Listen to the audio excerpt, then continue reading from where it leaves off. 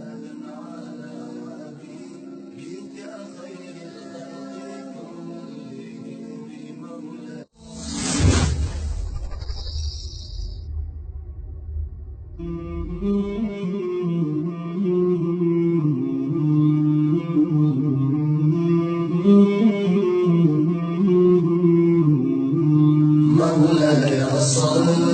وسلم دائما